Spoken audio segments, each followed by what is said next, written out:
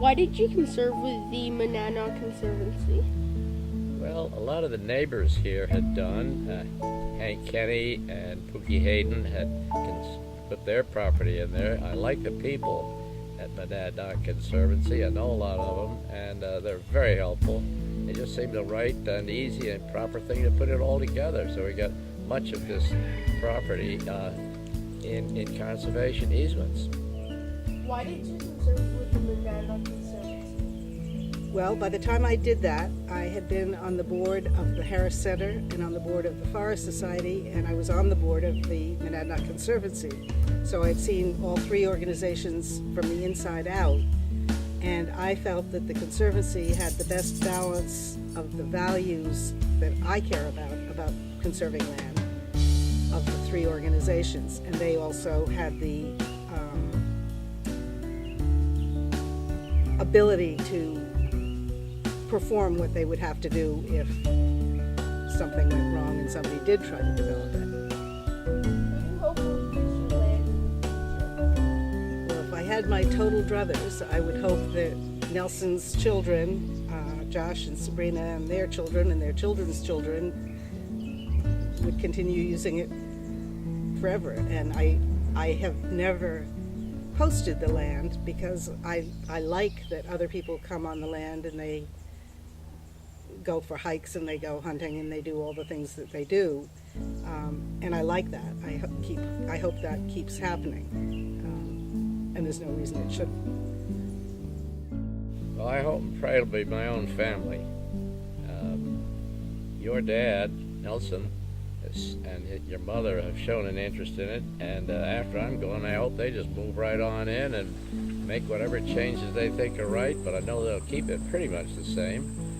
After all, I have made it almost perfect, so I don't know how they could make it any better, but they might. You can't tell.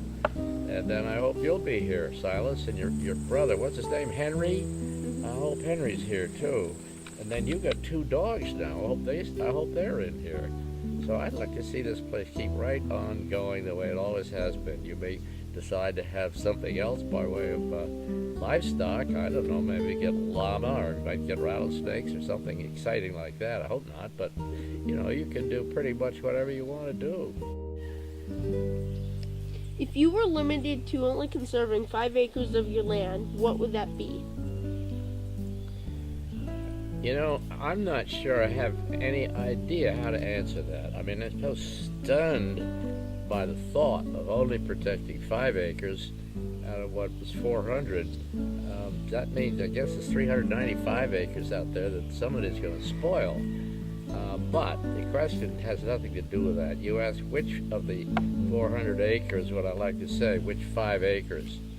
Well, I think I'm sitting on 1 or 2 of them right now. This house and that farm mean a lot to me. If we only had 5 acres, though, Silas, we couldn't have the sheep and all that sort of stuff. But I still think that probably, if I only had 5 acres to protect, I'm sitting on them right now.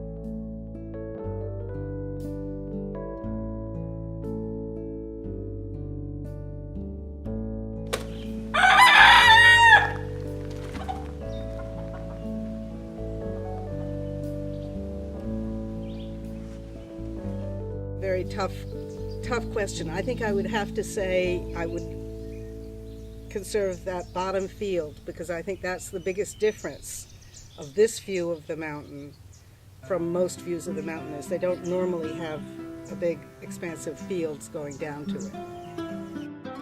What is the main part of your land that you are protecting? I assume you mean the value that I am trying to protect through protecting the land. And I guess I would say to that I very much feel that Mount Monadnock is a spiritual center, and that anything that is as related to it as this farm is a very special place and ought to be protected so that other people can have the experience of thinking that. Well, that's a good question. We've got about 400 acres total in the easement, and most of that is in forest, woodland. Occasionally we'll do a timber cut. We've got people that advise us when to cut and when not to cut timber. But most of it, as I say, is in wood, forest. The fields, we keep them going. We hay them, not this year much, but we'll hay them both to feed the sheep, and we sell a lot of hay too. But I just don't really want to change what's here now. That's the whole point of it. Are there any special stories from the farm? There's quite a few. I guess there are two that I might mention, and they both have to do with the neighbors down here, the Pell family. They're wonderful people. One of them was Tinky Pell, and she was about 6 or 8 years older than I was. She was a superb horseback rider, and she taught me how to ride a horse. We had a lot of fun. We had one pony, though, that would throw me off, and I'd land on my fanny every time we went down the field. And she finally said, "You got to stop that. You got to stay on that horse, and I'm going to show you how to stay on that horse." I said, "Good. You just go right ahead and do that." So she got on this pony. It wasn't more than about that big, and she was bigger than that. So she got on the pony and went down, and just as soon as that pony got to the space where he threw me off every time, he started to buck. And he bucked pretty hard, and he bucked her right flat off, and she was in the air and landed on her fanny and said, "Yeah, I see your problem here." It was down the same place, Silas. If you know where that is, a stream that used to run through the bottom of that territory. Well, that stream got sort of bogged down with mud and dirt and goodness, I don't know what all, and they decided the problem there was that it was spreading out all into their field, and it was being a marsh. So they decided that they would put some dynamite down there and try and blow all that stuff out and make a proper brook out of it. So they put the dynamite in, and they invited all the neighbors to come on over and see it. We were all there watching. We had field glasses and everything, and pretty soon somebody said, "All right, 1, 2, 3, push." So I pushed on this thing. Well, I tell you, about the whole field went right straight up in the air. It was a brook about 100 yards long, and you could see this great curtain of mud and rocks and slash. And then we all gave a great applause. We'd done a great job. It's a wonderful sight. And that also got me very interested in fireworks, by the way. The favorite part of my land, which has not changed since I was a little girl, is the waterfall on the way to your house. And I used to go down, and I was firmly convinced that I could dam the brook and I would have a private swimming hole. And I spent many hours down there moving rocks around and the whole thing, but I never succeeded in even a modest flooding.